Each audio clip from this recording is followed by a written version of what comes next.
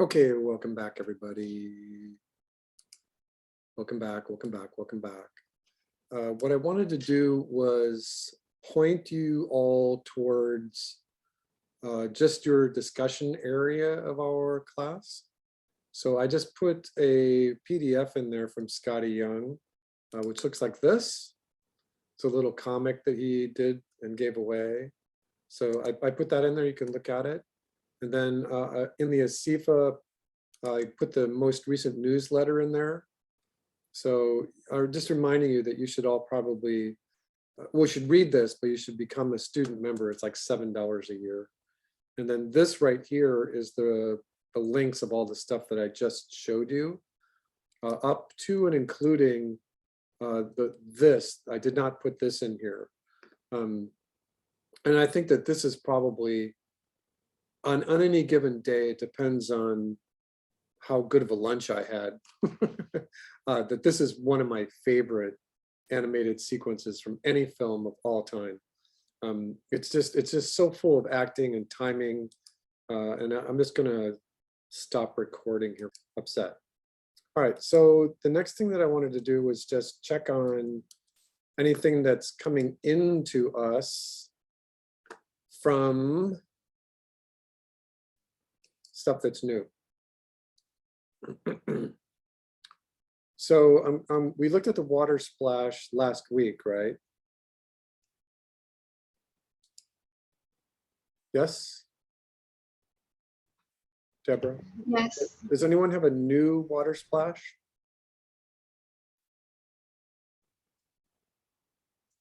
I'm not hearing anybody.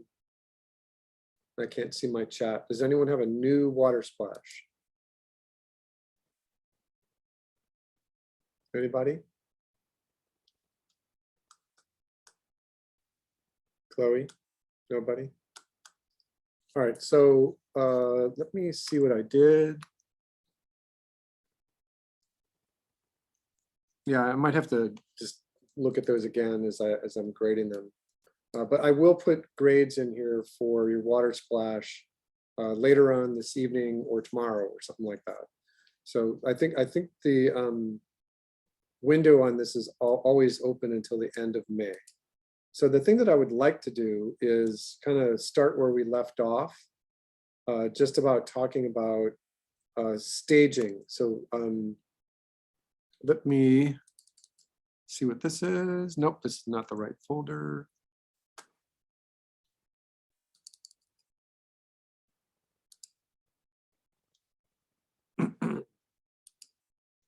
All right, so let me open up this one and we will kind of pick up where we left off last week. So I asked you all to just start thinking about what you wanted to do for your final. And just as a reiteration of that, let's just kind of pick up where we left off 2 weeks ago. And the idea of drawing thumbs, the idea of setting a pose. When you are setting a pose and you're drawing a head and a simple line of action, those are your first 2 strikes on the page. So the idea of drawing a thumb or drawing a gesture, you use the following approach. I start the head first. And then I always draw a line of action that is a compound curve. So it has a double swing to it. And from here, if you remember, I can see that I do these little marks. So the way the character is looking is the line of action is away from that direction that they're looking at first. That gets your neck in the right place. So the first thing is the head. The second thing is the line of action for the torso. Then the third thing is the torso itself. And I just want to remind you that we often use vegetable shapes like beans or gourds or something. If you were drawing Homer Simpson, he's upside down light bulb. So you would draw the bend. If you were drawing SpongeBob SquarePants, he's a rectangle, right? In here, this character might just be a bean or they might be a pillow, whatever it is. And then you draw the lines of action for the feet, which gives you the whole height of the character.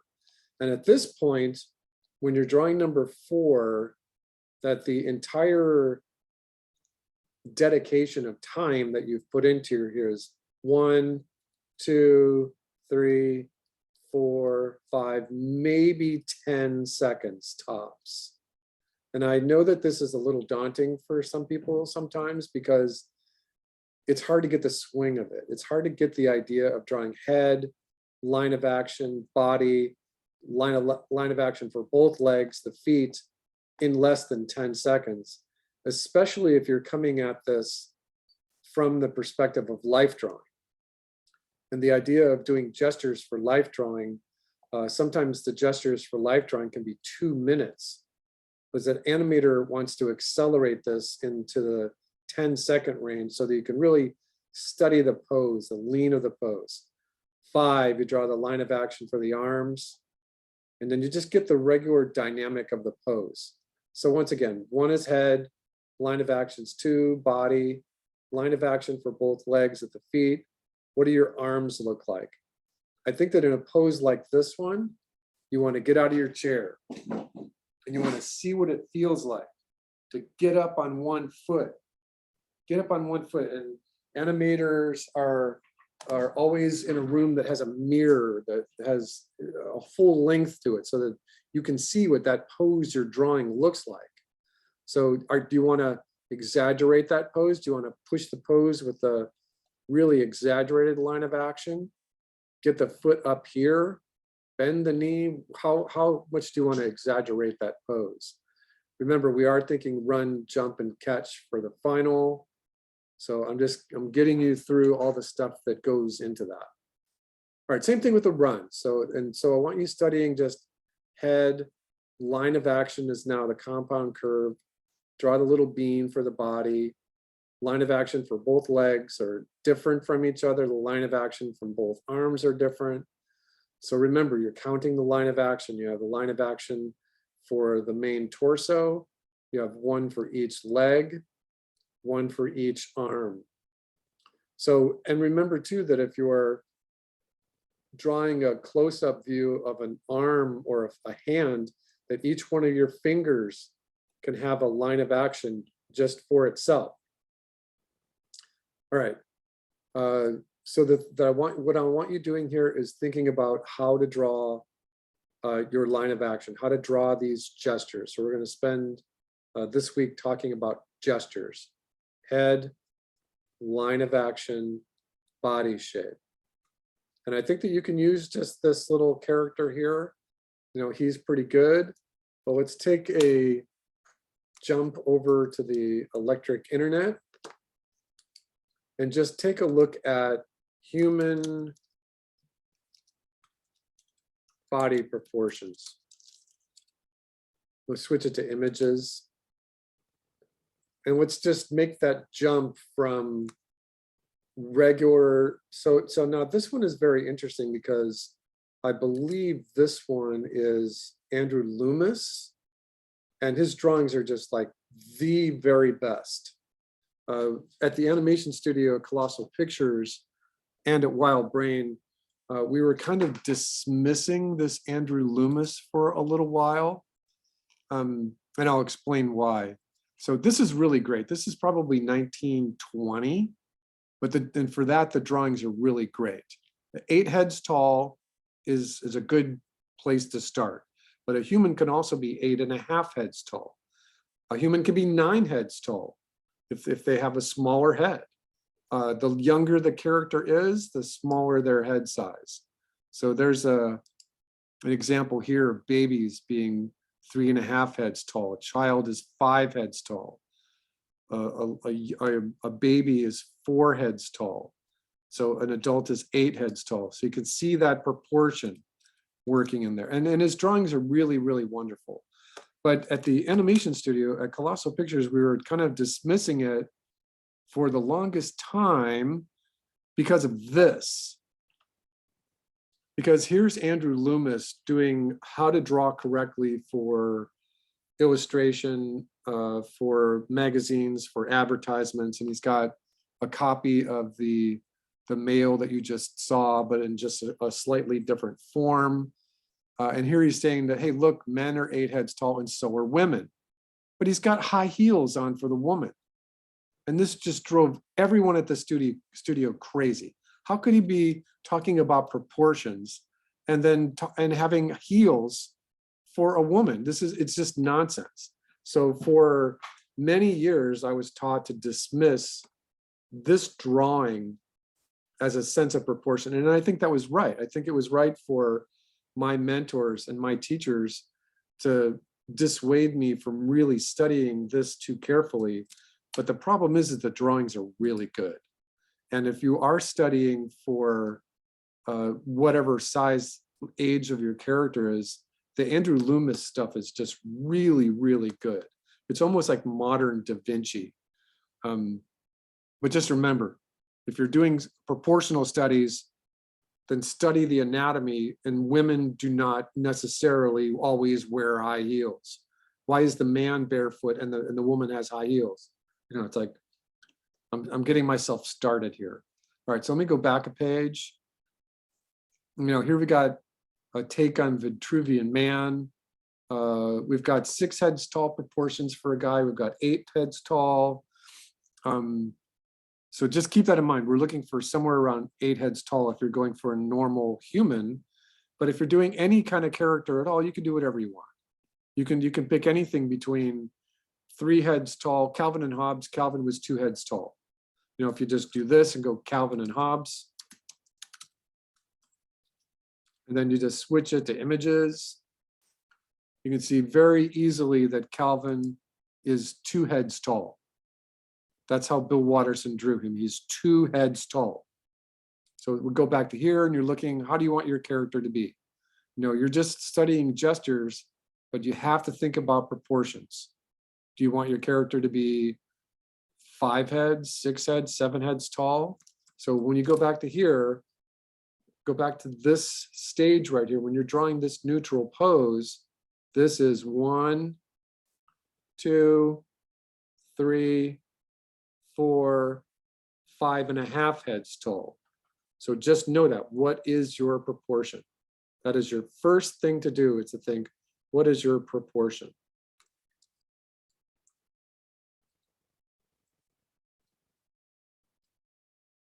All right, so when you're doing this and you're making this choice here, what you're actually doing is designing a character.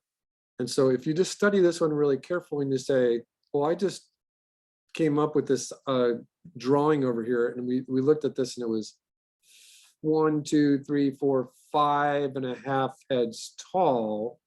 And so we come over here, let's make sure. 1, 2, 3, 4. And so this one's getting a little longer because the legs are here. So this one's 1, 2, 3, 4, 5, 6.5 heads tall. So we would have to readjust our original pose. Let's look at this guy. 1, line of action, body shape, legs, and now let's count. 1, 2, 3, 4, 5.5 heads tall. So we'd have to recorrect this. Do you want 6.5 or 5 heads tall? So when you're, so remember what we were talking about last week, that, or 2 weeks ago, this was just you getting the idea of what thumbnails should look like. And so just as a reiteration, we were just talking about the idea of drawing the thumbnail, head, line of action, the character's looking this way, you got the body, you got the legs, each one has their own line of action. There's a little air right here between them. And you've got the action, so you've got subsequent poses of each other. Catch, that's your verb. And here, he's got the catch, and then he's gonna settle. He's proud, he's got this proud moment. Head, line of action, body, legs, arms. He's got his little trophy.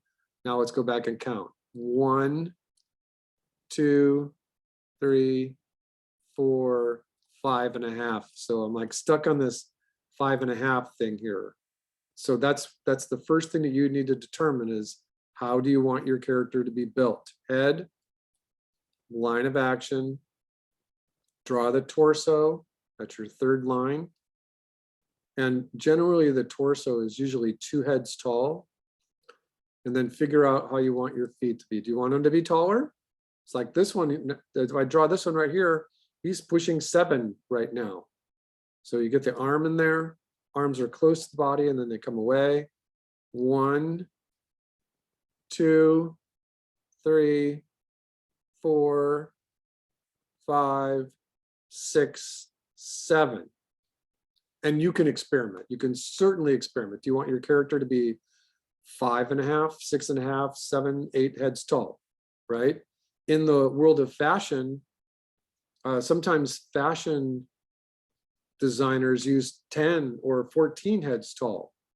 Sometimes you'll see this, a drawing of a character in the fashion world, and they'll have this really long, swooping line of action, and they'll have this like incredible torso.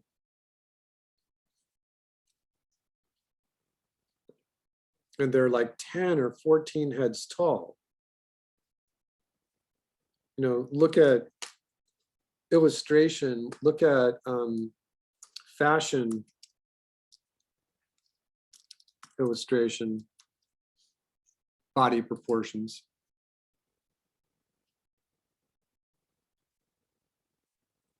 This one, it says 9 right there. This one says 9.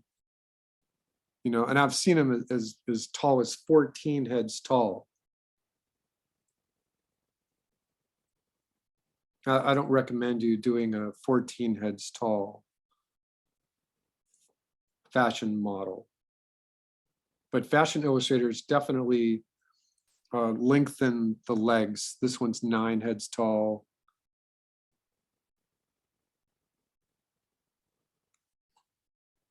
They just exaggerate it. All right, so having said that, your next step is to just figure out how you want your character to be. Again, let's keep doing this. Next week, I want to see what your gestures are looking like.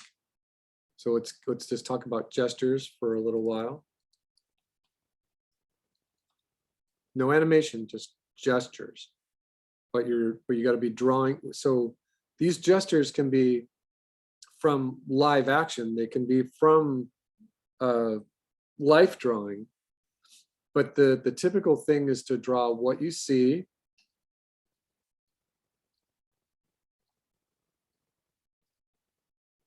right? And that's objects, anything, just to learn how to draw, basically how to draw what you see. Then you do life drawing, and while you're doing your life drawing, you're studying everything about proportions. So we're kind of just doing that this week, but we're also doing characters after that. So without getting too deeply and overlapping into the character drawing class, we're gonna kind of just put things together for you. We're gonna put the drawing what you see, life drawing, and characters kind of all together in our gestures. So remember, what we're doing here is drawing the head first as an oval. In a close-up view of the head, there might be a perfect sphere in there that the jaw comes down from, and that about halfway through the entire top of the head to bottom of the head is where the eye line is. And then you draw a medial line coming down the middle, and that's where the eyes cross over and the nose starts. It's usually a good idea to have the nose break the exterior plane so that it's not tangential to anything. Eyes have perspective. So draw the eye that's closest to us a little bigger and the one that's away from us a little smaller. This is in the 3/4 view. And that means that the character is moving from the right side to 3/4 right, to front, to left 3/4 to left. So this is 3/4 left view. In the top view, what that means is that the character has moved from the side view to 3/4 right, to the front view to 3/4 left. And then this is the left side view. So this is a typical way to just draw a human skull. And I think this is a good place to start for you, because then when you're getting into characters, you have something to relate it to. So draw the head as an oval, and this gives the character a jaw. From the halfway point, remember this is the halfway point, set your eyes at the halfway point, then bring your nose down and bring your mouth about halfway between the nose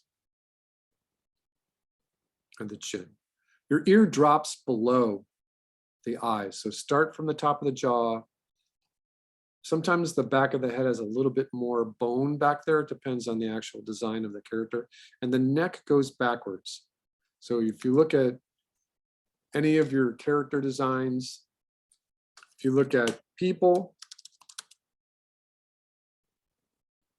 you switch it to drawing.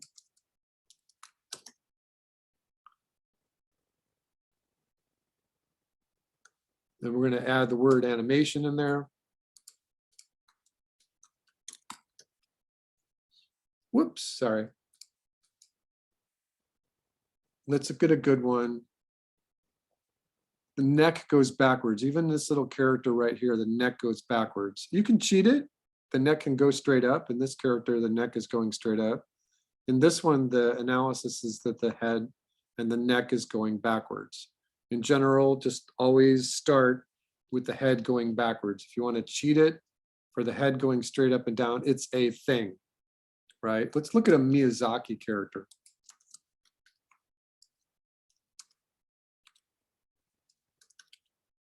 It's a pretty good place to start. So it's straight up, it's back, it's thin, it's there, right?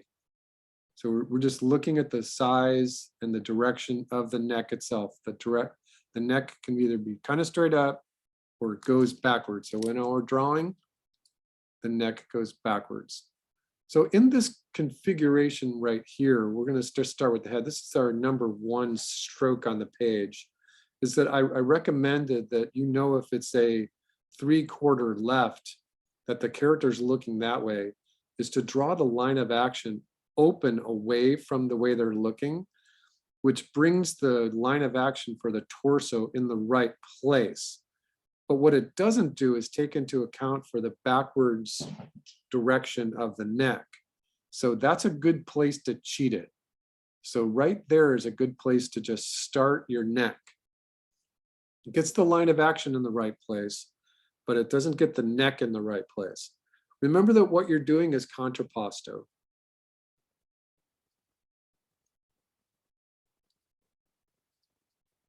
And contrapposto means that if the shoulders are in one direction, that the hips are always in the other because of perspective. So in this drawing right here, there's a vanishing point way out here. And so to make my point, I'll just do this like I always do. It's like Donald Duck drawing in perspective. I can't believe it's just not coming right up.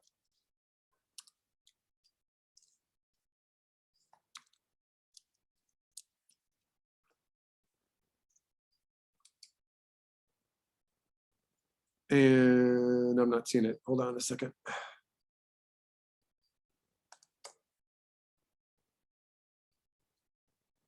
All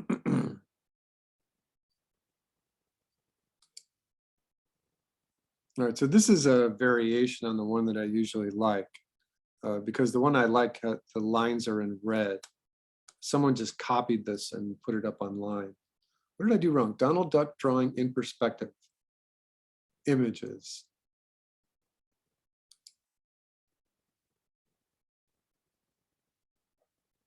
All right, but that one was good enough. This one shows that the pupils are in perspective, the bow tie, the shoulders, and here there'd be enough difference in the line directing the shoulders and the line directing the hips to give us enough contrapposto.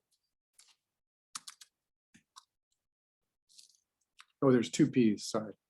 So contrapposto means that the hips and the shoulders are always opposite of each other. Here's a female figure in contrapposto, the hips and the shoulders are always, always off of each other. If you're using perspective and a vanishing point, you can't go wrong. All right, so in this version here, remember to give your character a neck. I think it's always a good idea to give your character a neck, because if you want your character to do any kind of talking at all, the up and down motion of the character eventually will give you room. All right, so what I'm going to do is I'm just going to draw my little bean shape here. And sometimes the part of the bean on the bottom is has more volume to it.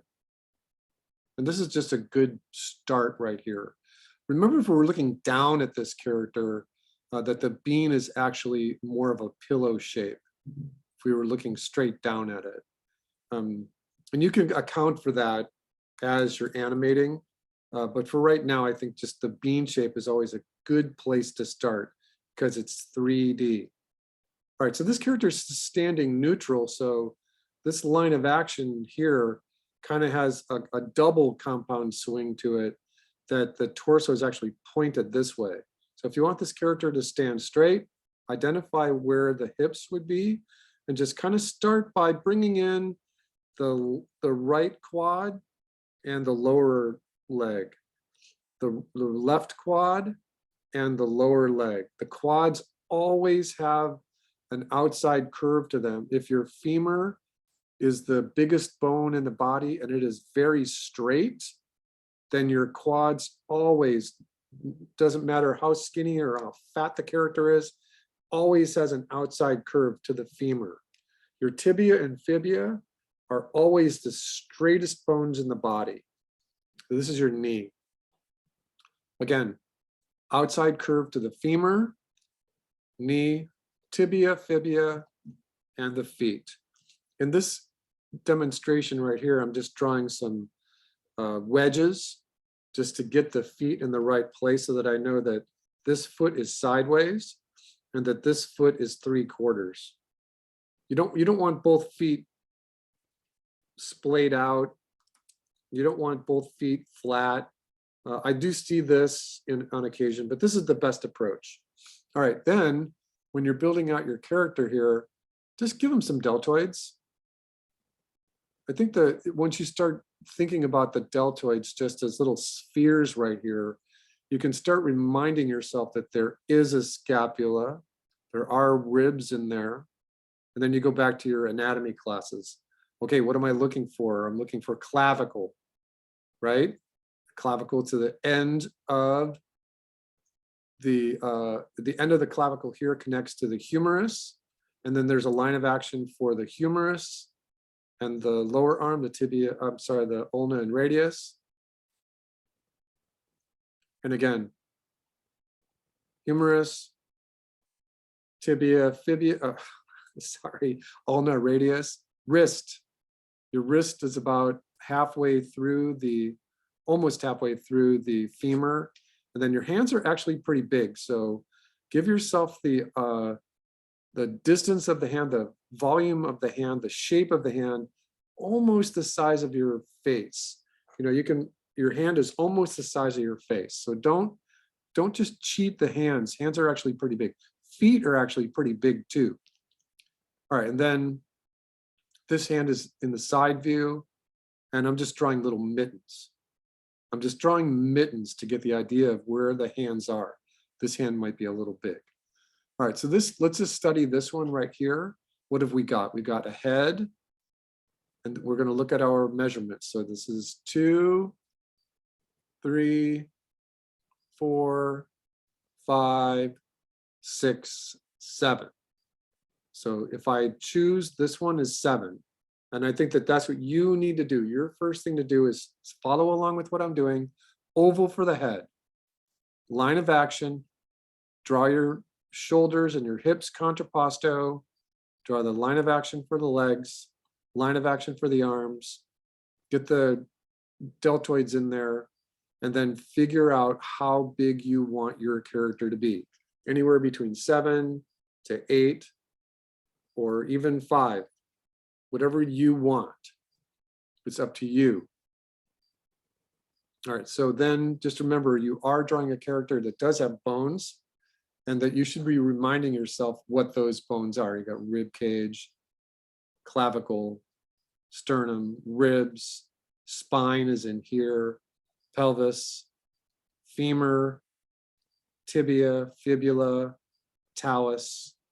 All your bones in your hand are metacarpals, metatarsals, metacarpals, humerus, ulna, radius is on top, ulna is on the bottom, elbow, elbow, your vertebrae, your neck, your skull. That's all you really need. And then on top of that, you should always think your muscles too.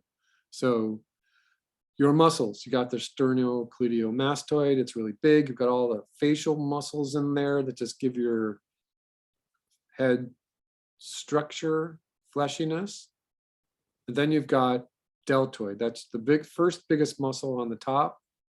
And then you've got trapezius. The trapezius is a trapezoidal muscle, got left and right, that is your back. So this is the back muscle, your trapezius. Then you've got latissimus, you've got abs, abductus, you've got gluteus, you've got bicep, tricep, you've got your lower arm muscles, I forget what they are. Then you've got quads.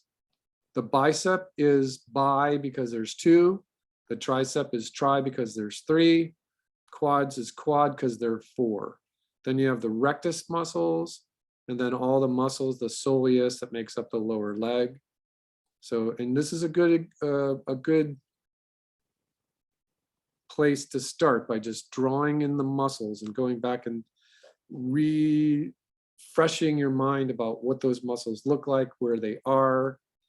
The general thing that I want you to remember, though, is that with your transition from the trapezius to deltoid to bicep, tricep, is that generally these muscles, the structure of the muscles of the arm, gets smaller as they get to your wrist and your hands. Generally, they get smaller. Same thing with the legs. The legs are going to have your gluteus, maximus, minimus, all the muscles that make up the bottom of your torso. Your quads are huge, right? Your rectus femoris, and then your soleus. Your legs get thinner as they get towards your feet. So the more anatomy that you think, the better your character will be. And then on top of that, you can then start thinking about what your character might actually look like. You know, so now in this phase right here, I'm just kind of, let's break away, let's exaggerate this more so that it is less like a human and more like a cartoon character. So I'm exaggerating the eyes there, exaggerating the nose, exaggerating the ears a little bit. What does this look like? And we're far away from this character, and that's okay. But we're just getting the general proportions of him. Flatten out this arm muscle a little bit. And remember too that you can do that, is that once you get to this phase, your arm can just be a cone that is just a really long cone.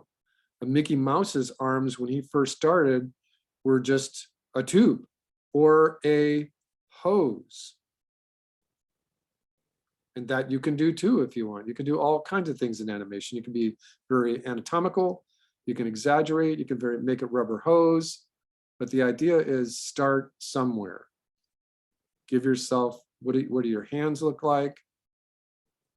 Here we've got the back side of your trapezius, quads. This is your midline, right by your sternum. All right, and then you're just kind of thinking, how does this look? This transition here needs a little work. It looks like this character is becoming a boy character. And then you just study this. So this is a fairly decent study. Proportions look pretty good. Feet are actually pretty big structures. And in this drawing here, just a couple of things to point out. Let me get some color back in here. A couple of things to point out here. Negative space. So I've given some good negative space between the chin and the body. I've given negative space between just the drawing of the right arm and the body and the drawing of the left arm and the body. There's good negative space there so I can see what those shapes look like. Given good negative space right here. It's all about the silhouette. So I would guess that the best thing for you to do is to study this process of the drawing the head, the line of action, thinking about your anatomy, how tall is my character, 5, 6, 7, 8 heads tall, picking it. So study this. What do you want your character to be? Maybe you do want something shorter or taller. But then when you get to this phase here, this is important because you do want to study this silhouette, which includes the hair. So any of your characters are going to have a temple. They're going to have sideburns if it's a guy, or very short sideburns if it's a female character. And then what do you want to do with the hair? Is there a part down the middle? And then study it. You know, if you've got the basic structure, the outline of the hair here, so just go back and look at cartoon hair. You know, just look at it. Okay, there's some stuff happening here, right? Just get some shapes in your mind. You know, it can be anything, you know. It can be really graphic. It can be very realistic. It can be very graphic, right? You can have lots of little curls in it. When I was learning animation, there was a thing called a dropout guide. So if the character had hair that had lots of detail in this kind of view here, that when you got close on him, that have more detail. And the further away, it was, you dropped out all the details and you just saw the basic shape. So we can think about that too, but here I think the idea would be is just to see what all the different shapes of hair look like. You're going to be drawing this over and over again, so you don't want stuff to have too much detail in it. Keep it as simple as you can get it. So while we're on the topic, let's look at cartoon hair and Encanto. You know, it was 3D, so their hair was crazy, it was wild, it was all over the place. Right, the first instance of really intense hair was in The Incredibles, with Violet's hair was just crazy. And then after that, it was, I can't think of her name, in Brave. Merida. Merida's hair in Brave. Bruno's hair was just great in Encanto. This is John Leguizamo voicing Bruno. You know, this hair is great. It's animated perfectly. It's wonderful. Just the animation on Bruno itself is like, it's stunning. Whoever did the animation, because usually when you animate on a feature film, you stay with one character for the whole film. You don't just get shot after shot after shot. You're going to be on the Bruno team. You're going to be on the Merida team. In 2D animation, it was the same thing. You're going to do Lumiere for the entire Beauty and the Beast. That's what you do. You're going to do Belle. That's all you do is Belle for 3 years. You're going to draw Gaston for 3 years, right? All of a sudden, it doesn't quite sound so wonderful of a job. Bruno is great. His hair is great. You know, so figure out what you want the silhouette of the hair to look like. You know, you can see Bruno's ears sometimes, but in this one, you know, it's a flop of hair. He's been in the walls for all those years. Figure out what you want that hair to look like as a silhouette. How do you want them dressed, right? And then start putting the costume on your character. Now, this is, like I said, this is going to be much better if you do this anatomical study first. So it doesn't have to be crazy. You can give yourself a little neckline. whatever you want to do. And you can always stop and go, I'm not sure yet. You can always just go back and put colors on a different level, and you can stop and go back. One thing that I would not do right here is I wouldn't try to design the face if you're doing the proportion. So this is a proportion and a silhouette study. So don't do the detail on the face this far away. Bring the head closer. Bring the head really close. Draw that oval again, and draw the midline, draw the eye line and the ears, and really look at that character. What is that character's face? What is it shaped like? Is it completely oval, or is their head more of a triangle? Right? Look how this character's face is very round. Bruno's face is like very oval. If we look at all the other characters in the film, we should see distinct differences. Abuela. How do you spell Abuela? A-B-U-L-E. Her face is very triangular or very diamond shaped. It's one thing that you want to look at when you're studying film is an animation, is that you're not allowed to just sit there and enjoy the film anymore. You have to be studying things as you're watching it. You're not allowed to just be sitting there and enjoying the film anymore. Sorry, Deborah. Sorry, Chloe. You have to critique it as you're watching it.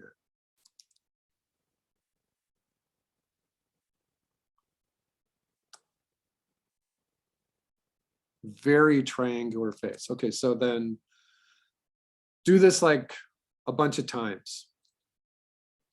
If you want to, you can just say, I want to go back here, and I'm just gonna copy this.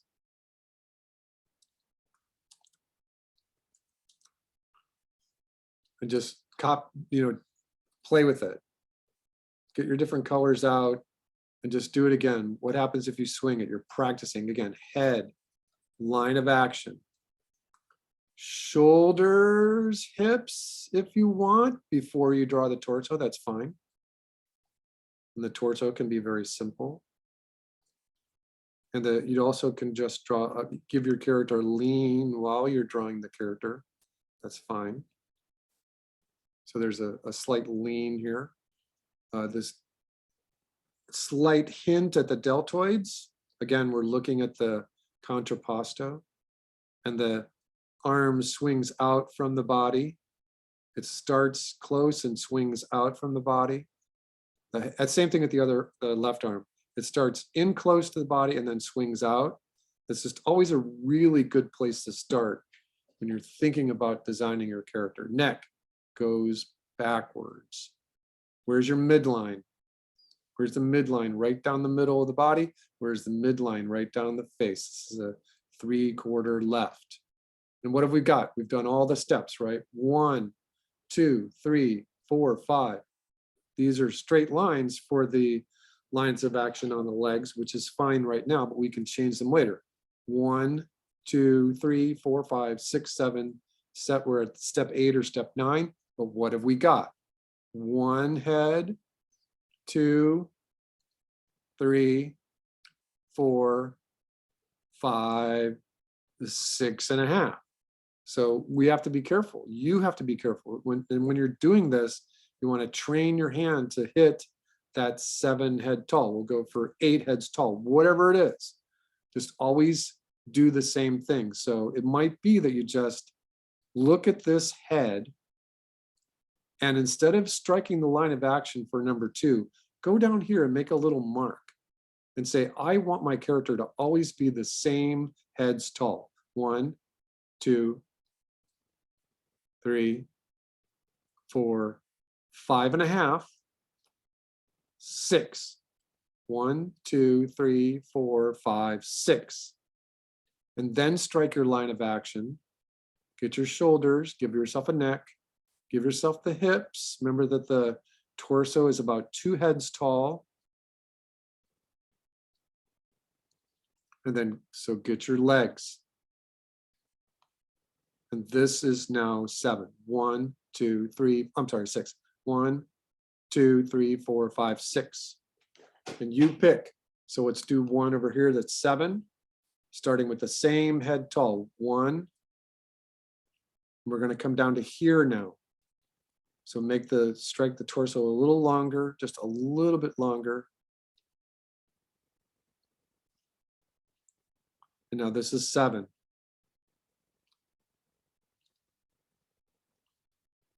1, 2, 3, 4, 5, 6, 7. This is 7. This is 6. How do you want your character to be built? Again, let's do it again. Let's do the other facing the other way. And we're just studying. We want to figure out how big we want our character to be. There's our head. He's looking this way now, midline if you want. And then there's our head tall. So you come to here, 2, 3, 4, 5. Let's say what happens with 6. Line of action is this way. Shoulders, hips go the other way now. Torso. No, I'm always just drawing that bean shape. And we're going to hit 1, 2, 3, 4, 5. We're going to look at 6. So this character is 6 heads tall. This is like an adolescent. Deltoids, sternum, midline for the face, neck goes backwards. Arms start in and go out. They start in and go out, just to keep them away from the body, just to keep the silhouette away from the body. And by now I'm like looking at this and it looks okay for me. I'm looking at, this is 7. So for me, I'm just thinking, and again, you can do anything that you would like. You can go 5, 6, 7, 8, 9, whatever you would like. I would stay in that range. Our proportion, 1, 2, 3, 4, 5, 6. I'm sorry, 1, 2, 3, 4, 5, 6. This is 6, not 7. Character's got a big head, basically. So with a 6 head tall character, this character would be a 6th grader or just going into high school. Right? So do it again, study it again. Study it looking the other way, same head's tall. Now strike the line of action. You can bring your lines across if you want, if you're just studying it. Line of action is still a compound curve. Get this little bean in there. And then strike it so it matches down here for 6 heads tall. Maybe this one, we're going to see what happens if the feet are splayed out a little bit. Just, you'll know you're doing it right if you're having fun with it. And these examples right here, the legs don't have too crazy of a line of action, but head, line of action, shoulders, hips, contrapposto, deltoids, in and out, left arm in and out. And it seems like that's a natural rhythm just for this character. Midline for the face. And let's look at the silhouette. So we've got our neck, got the back of the head, we've got an ear, trapezius, deltoid. At this point, it's bicep, elbow, ulna, radius, hand. We're going to switch this now as belly. This is the midline here. Trapezius, deltoid, humerus, upper arm, elbow. All right. And this cartoon character here maybe has a smaller hip. It's not going to be quite so anatomical because I want this character to have smaller legs. So we're kind of breaking away from true human anatomy, but this perspective is still in there. All right, as we're looking at this, I might want the character to be a little beefier up on top. So I can just start kind of moving these lines out a little bit.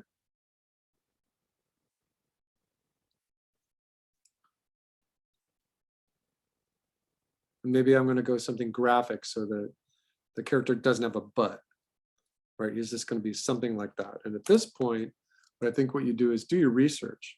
So go back and look at what do the characters from Encanto look like? You know, it's like just do a character lineup.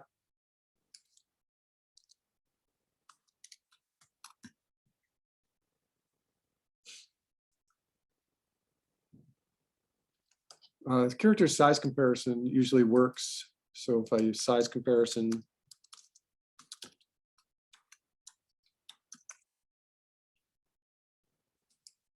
you know, so this is great. This is nice.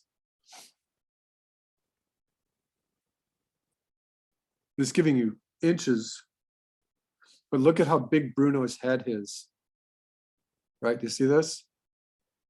So if we were studying Bruno, and I see that the top of his head is right under this 6'2" mark, and then almost all the way to the line between 6 and 5. So I've got 3 lines here that almost make up his head. So every 3 lines is a head tall. So Bruno is 1, 2, 3, 4 heads tall. He's somewhere between 4 and 4.5 heads tall. Everyone okay? All right, so let's do Hercules.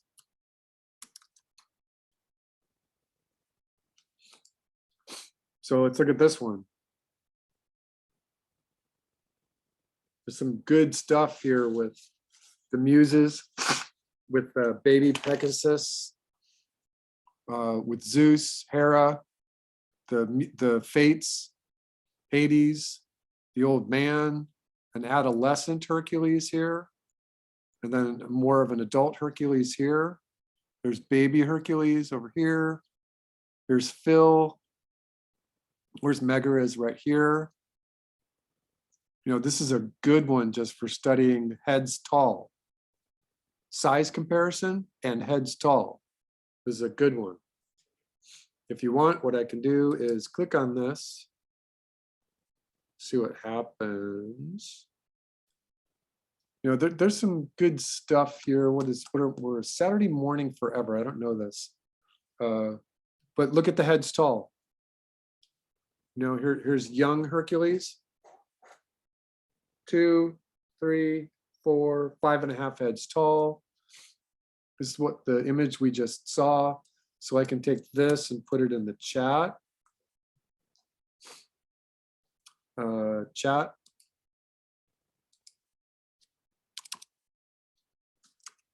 All right, so that's in the chat.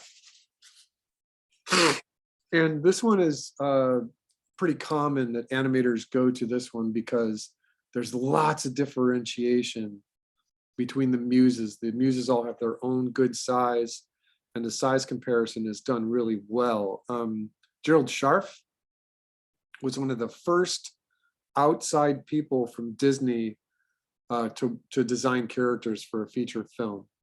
Normally Disney used internal artists. All right, so that's a good one right there. We'll just leave that sit there right there. Let's look at another one. Let's look at Princess and the Frog.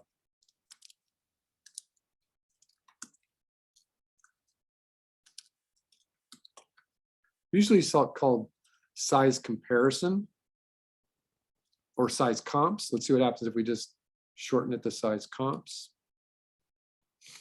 And I'm not getting a drawing. Let's put drawing in here. And I'm getting all kinds of stuff here. Disney.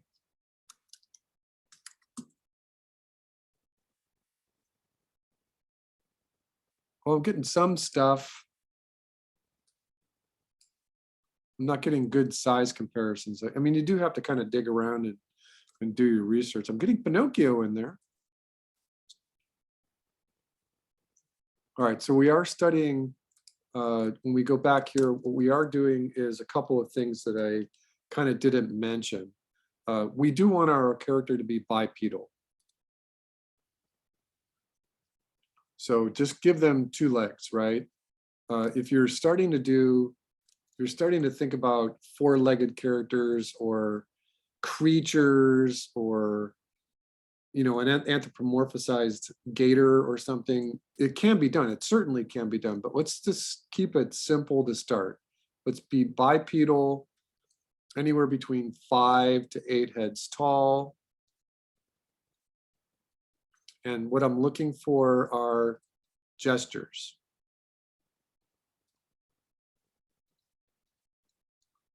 And doing the gestures, you're also designing at the same time.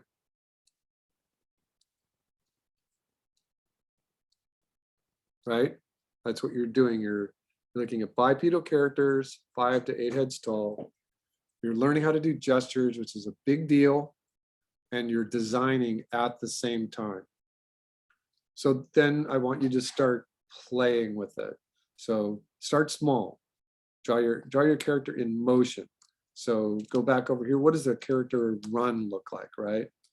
Character running.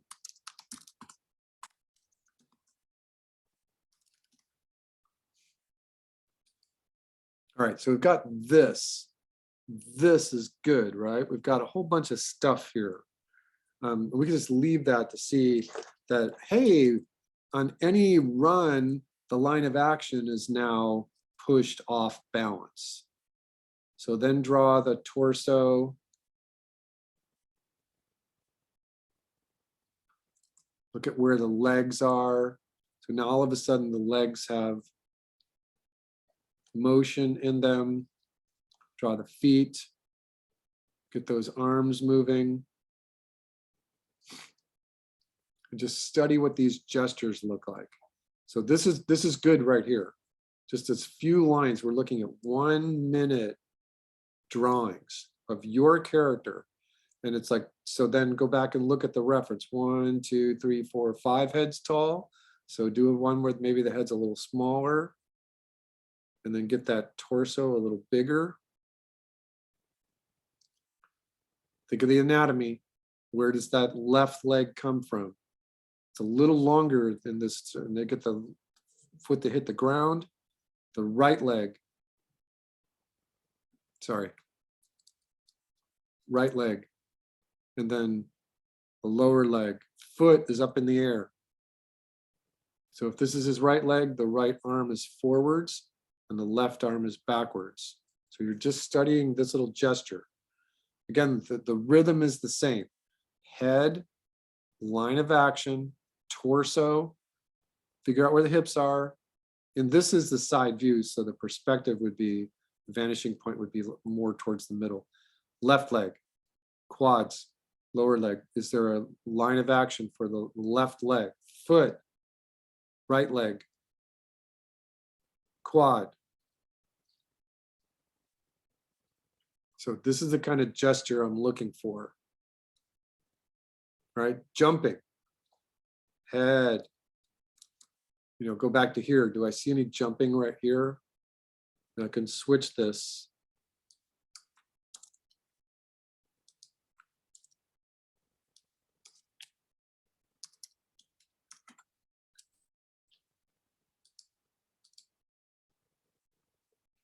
This is a good one here. He's off the air. I'm doing mine the other way, which is fine. Let's just do it this way. So we've got the head is leaning forwards. His line of action is this way. So if I'm just kind of mimicking this pose right here, I give the neck, give the room for the neck, give that torso in there. And then look at his, so what do we've got? We've got like his right leg is down and then up. Put a little shadow down here. And his left leg is up. It's more like he's flying. And then his arm is here. And then the other arm is up and it's foreshortened. So this is a good study. It looks like more like he's more running than jumping. Here's a good one that might be coming from Animation Mentor. So head, line of action. There's a forward lean to it. Here, this is a kind of a fun pose. There's definitely a reverse lean to this run. Here, the lean is forwards. So the line of action is actually pushing forwards. And he's got a smaller little bean shape in there, but let's keep with our guy. Head 2, and then out and down. He's off the ground 2, down and back. And his arms have good silhouette, except for right there. I think that just in this pose, I might have picked the hands to be away from the body so that there was more of a better silhouette there.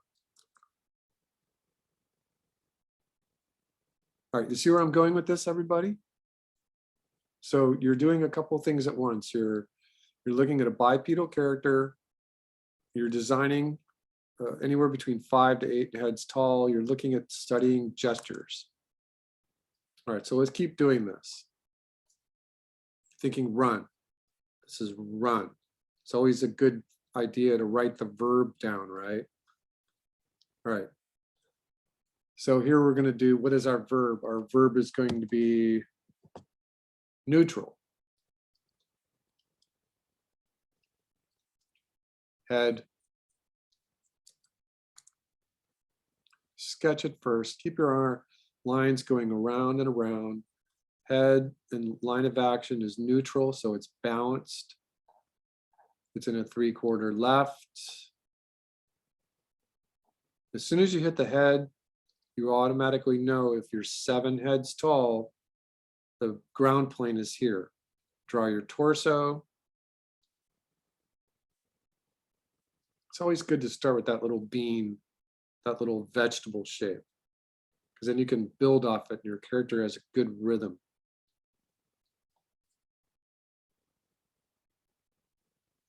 You widen out the upper torso a little bit to account for the muscles and bones up there. Maybe you want to experiment with what the character looks like if they're holding a blade. And in this, they're holding the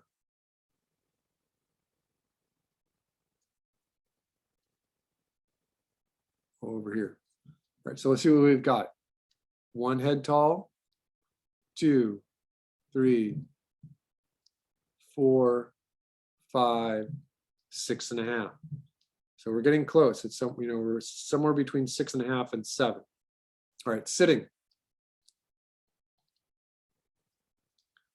So let's give him something to sit on. Let's draw a small little environment. Just a box. And now we're going to draw the line of action for the torso first. And the reason for that is because it has to interact with the ground plane. So then draw the torso and then the line of action. Now get the head in there.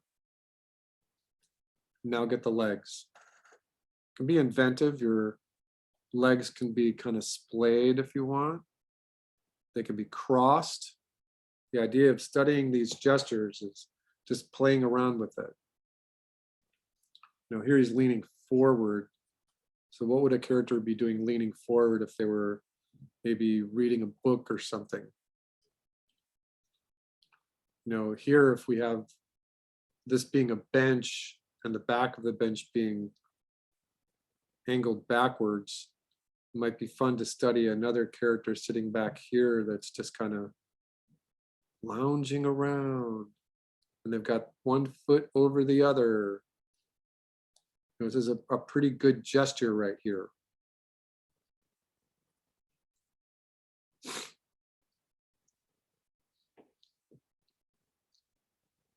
Flying. Let's go all the way, like head, line of action. Oops.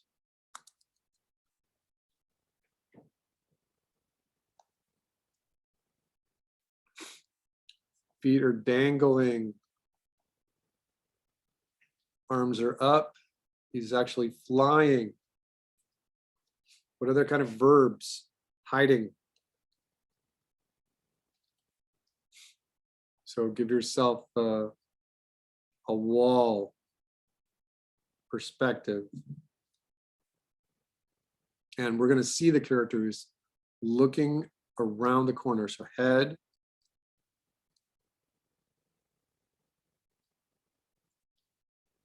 torso.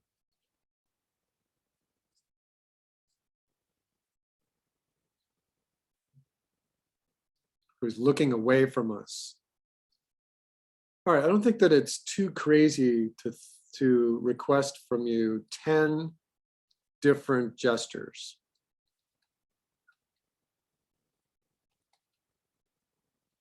Right? For next week. So let's just go backwards here and reiterate just a little bit. Start, let's see if we can go back here. Start here. Start thinking about whether you want your character to be 5, 6, 7 heads tall. Start doing research on what good silhouette and good proportion looks like. Familiarize yourself with what contrapposto is. You're drawing gestures. You're not actually drawing what you see anymore. And you're not drawing life drawing anymore. You're drawing these characters. We're keeping it simple. And I'm taking this week to just start building out your character. Thinking about what the anatomy of that character might look like. You know, and you can go back and do all kinds of other research too, right? Character design.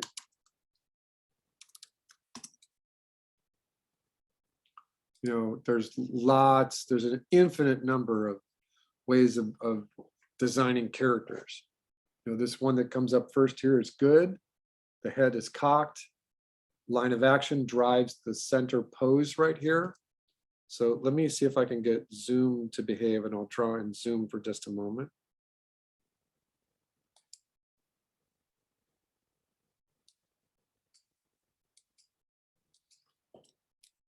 All right, so we're just looking at this character right here. So we've got the head leaning forward a little bit, but the line of action is definitely here. So you see this torso. Sorry, the responsiveness and zoom is just a little bit, but look at the line of action here in the leg. It's left and then right. And then this one is just kind of still kind of straight. So there's a nice silhouette right there. The line of action for this hand is curved because she's holding a little bunny rabbit. And this one is really curved because she's holding a space helmet. So if you're drawing this gesture, it would look like that. You know, this is really good. What do we got? 1, 2, 3, 4, 5 heads tall. Well, look at this one. Look at this one right here. So let's just do head. And this one's more neutral. So the torso is like this. Perspective. The arms, let's do the legs first. So this leg is really straight, and then get the other leg to go behind it. Arm, this arm is right down into the leg. So it's not a really good silhouette right there. But if we study this, this is 1, 2, 3, 4, maybe 5.5 heads tall. This guy's really great right here. So we've got a head. He's looking that way. The line of action is he's got a curve in the body. So his torso is like this. This leg has the line of action here. It's up in the air. This line of action is down. Looks like he is 1, 2, 3, 4, 5 heads tall. 1, 2, 3, 4, 5 heads tall. All right, you see what I'm doing here, everyone, for studying? You know, this is a nice little approach here where you can see that the designer is drawing the head. You might not have a line of action in there, but she's definitely got a light drawing for the torso. And then she's got the legs coming in, arms coming in, and then it's all hair, right? So this character is 1, 2, 3.5 heads tall. This character is in motion. There's no way that this character right here could be static. They would fall right over. But this character is 1, 2, 3, 4, 5.25 heads tall. Let's look at this character here. It's got a lot of hair on the upper head. 1, 2, really long legs. 3, 4, 5 heads tall, but the torso is really small. Remember what I said is that a head and torso combination, that the torso is generally 2 times, but in this one, the head and the torso are equal. So this character has really long legs. You can do that too if you want.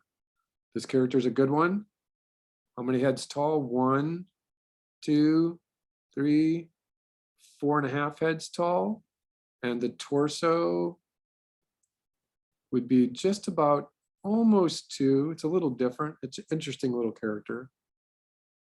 All right, so are you getting something out of this, everybody? Hopefully you're getting something out of this. All right, Yes. let me clear the drawings here. Let me go back here. All right, so let's just go back and do the, oops, what did I do? Hold on. Still drawing in Zoom. Okay, so we were here, we're still talking about, let's reiterate this one so it's really clear. This is the top view. Our character is standing on a pedestal and our camera is over here. So if the character is facing this way so that their nose is right here, then this is the left side view. If the character is facing the camera, this is the front side view. If this is the nose, if the character is looking this way to the left, did I screw this up? Yeah, I'm sorry, I did. This is the right side view, and this is the left side view over here. So that means that this is right 3/4, and that means this is left 3/4. So the character is turning around on a platform here. This would be 3/4 rear. This would be 3/4 rear. This would be rear view. So I prefer working in the 3/4 front, left 3/4 front, or right 3/4 front, or the front view. I'll put a little asterisk here. It's really hard designing characters in the front view. So let's talk about this for just a moment right here. Let's say that you were just designing something just really small, just like a thumbnail. And you were just studying the idea of what that character might look like in the front view. That means the line of action is really going to be kind of straight up and down. So you're not going to get a good feel of the pressure or the weight, the dynamic of this character, because your line of action is really, truly straight up and down. You can get the proportions, but you have to be symmetrical in this front view. You have to be really symmetrical in order to pull it off. And in the front view, the feet are usually in the 3/4 view here. So in the front view, your character's feet would be like this. Don't put your character's feet flat out, because it's wrong. You can work in the front view if you want, but just remember, you have to be very symmetrical in order to pull it off. In the sketch quality that I've got going here with the 3/4 left, you can kind of still be sketchy with it. One arm can look a little bigger, or you can get an arm up on the hip, and it doesn't have to be symmetrical, but in the front view, you've almost got to be symmetrical. Some people like working this way. It's not the easiest way to work. So it looks like I've got a character here with a lot of hair.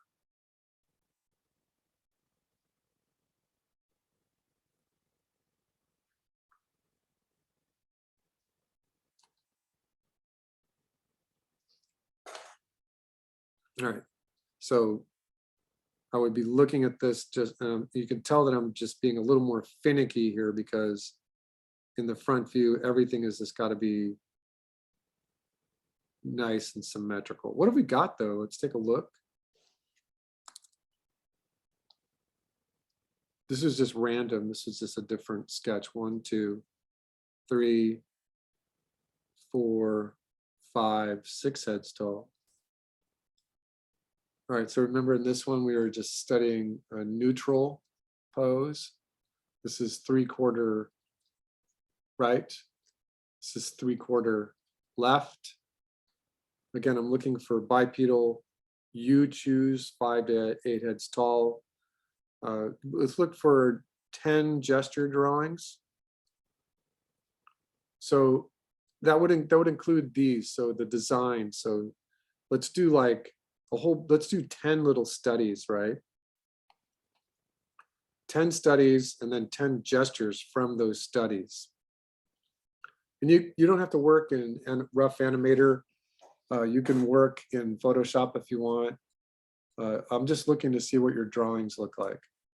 I'm looking to see, and let's just spend a few minutes talking about line quality here.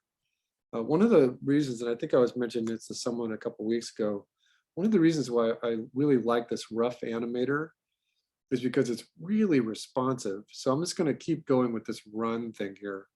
I can draw really lightly with it. And I can get my line of action to just be really light. Toon Boom isn't this light. You can see here that I'm drawing a run, but the line of action here is a compound curve. Here it's a compound curve, but here I'm going different. This one, it's like just a regular curve because he's maybe running a little faster.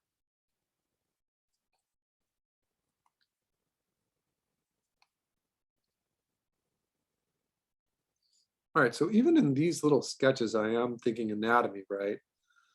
I am thinking the head and the body is generally 2 times the size of the head. And I'm just kind of figuring out where the contact is going to be. I'm looking for good silhouette. I'm looking for a good pose. But I like the responsiveness of these lines here in Rough Animator. All right, I think it's good when you're doing your gestures to think about your verbs. Run, neutral, sitting, standing, flying is good, hiding is good. You do all any kind of verb works, right? Alarmed.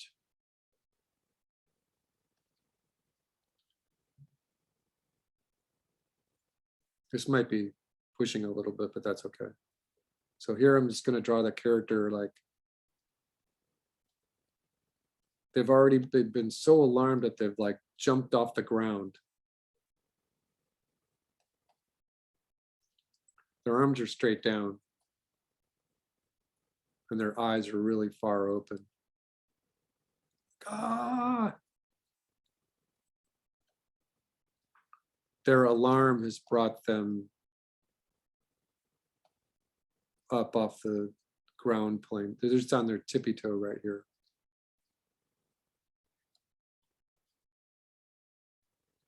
All right, so I think that this is the next step. If you really want to push this, start thinking about your exaggeration and thinking about putting that character in motion. Look at how far above the head I've drawn the main push of the line of action here. I think it's a pretty good study. You don't have to be like thinking that this character right here, that the line of action starts at the top of the head and ends at the heel. I don't think you need to do that. I think that some animators will draw the line of action first and they'll build their character right on top of it. And you can do that too. It might be a simpler form for you to talk about how you approach your gestures. But I think that I'm looking for a couple of things all at once. I'm looking for the line quality. I'm looking to see if these gestures are working. Within the gestures, remember that you're animating the verbs. So the first thing you could do is just pick your verb, right? What's a good verb here? Skip. This character's skipping. All right, so I'm going to do a regular curve for the line of action. And I really kind of should get up out of my chair here and feel what skipping is like. But for here, I'm just going to guess that this foot is up off the ground and that the character is just kind of halfway between a run and a walk. And I might want to study this further.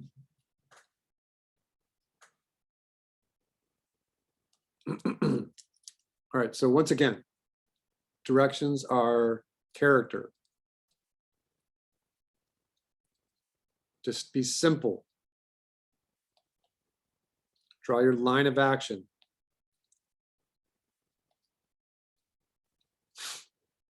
Use the Fluby Newbie if you need to. You know, it's there. Remember that parts of it are wrong, so I'll put an asterisk right there.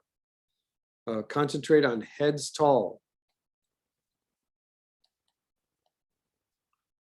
Concentrate on verbs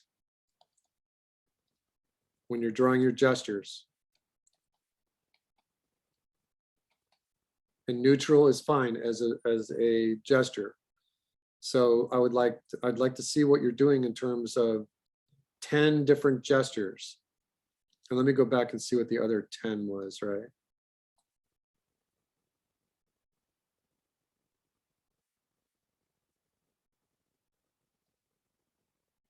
To have 10 different studies, 10 different proportions. You know, try your best at this. I know that this might all be new to you. So give it a go. Do your research.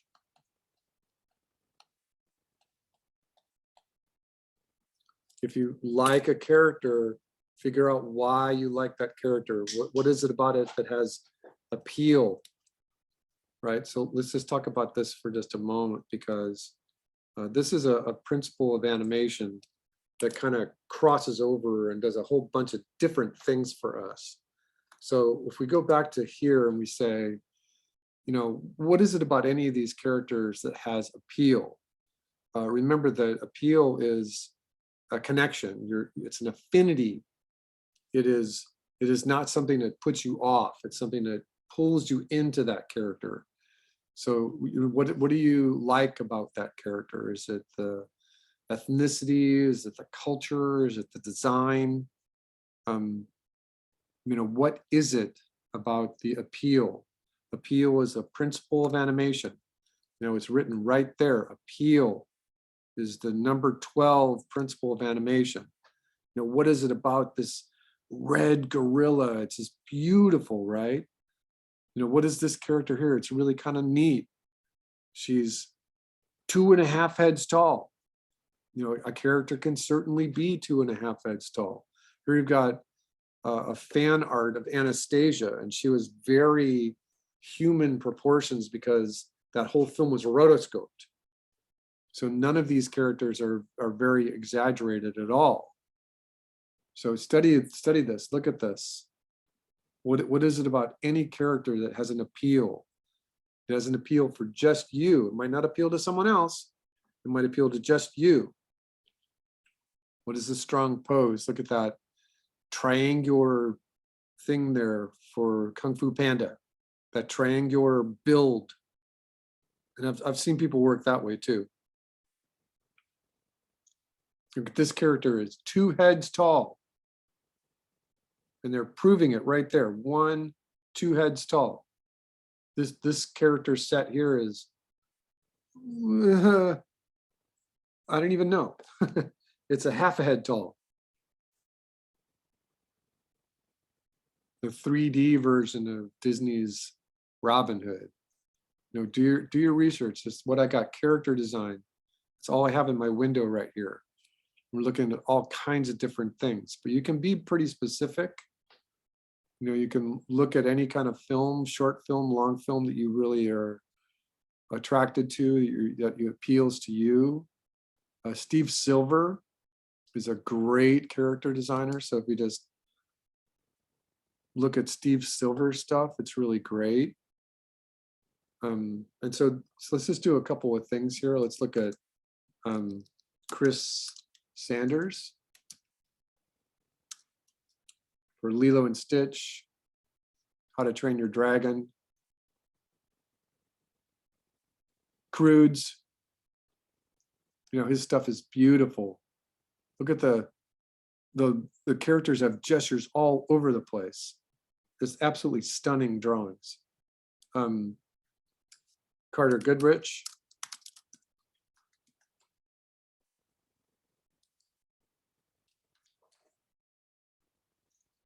Getting a little bit more illustrative there.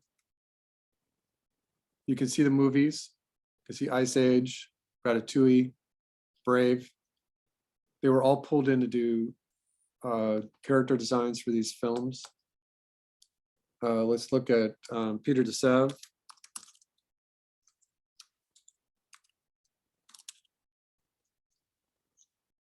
He was also on Ice Age. I think he was the final designer for Ice Age. Peter DeSev's stuff is stunning. It's wonderful.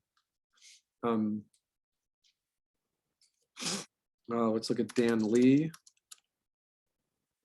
Worked at Pixar for a long time. I actually worked with him at Colossal Pictures.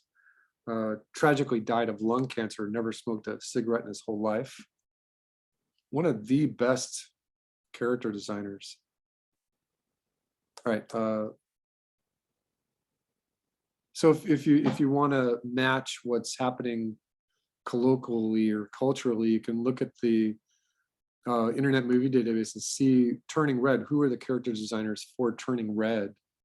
There's all kinds of options for you. These are great gestures. Looks like they're coming to us from Pixar Animation Studios. So these are great. These are the best. These are really, really great. All right, so you've got some things to think about. I'm going to stop the screen share for just a moment. Do I have any questions out there? I want you thinking about just the general build of your character. Well, how are they made out of clay? If you're making your character out of clay, start with the head, line of action, how big is the body, how big are the legs, how big are the arms, how long are the arms? And play around with that. The more you play around with those proportions, the happier you'll be with it. I promise you. And then once you've settled, then start giving me 10 different gestures of that character that you like the best. And that shouldn't take too long. But I know, for me, each one of those gestures is a minute, but I know. You don't do this often, and it might be brand new for you, so it might take you 3 or 5 minutes to do each one of those gestures. That's okay. That's why I'm only asking for 10. So play around with 10 different proportions, just like you were doing clay, just doing lumps of clay. Finalize the one you like, and then study the gestures on that, at least 10 different drawings. So I'm looking for JPEGs for next week, or a multi-paged PDF. In Canvas, it takes too long to look at multiple JPEGs. So get them to me as like one multiple page PDF. If you're in Photoshop, then just export your pages as a PDF. Okay, so no animation next week. You're just studying what your character looks like. And the gestures are really important. I want to see a line of action in every drawing you ever do. Comma. God damn it. All right. I'm going to let you go a little early. Is that okay? Hey. All right. So yeah, 10 different studies of proportions and at least 10 different gesture drawings of the proportion that you like. At least 10. I'll put little notes in there for the directions up for this week's assignment. And the water splash is still open. I'll probably put grades in there tomorrow afternoon or something. And it's still open, so get it in there as soon as you can. Yes? Thank you, Okay. Professor. Yes. Well, good. Thank you. All right, we'll see you next week, everybody. Thank Good you. night. Okay. I Thank just you. wanted to quickly say that the Scotty Young discussion is still locked. What about Scotty Young? The discussion page for it is still locked. It's It still says it's not locked? available until Oh, May I'll check. 31st. Maybe I didn't do the date right on it. I'll make sure the date is correct. I just wanted to bring Okay, it up. okay. I'll see you Thank next you. week, everybody.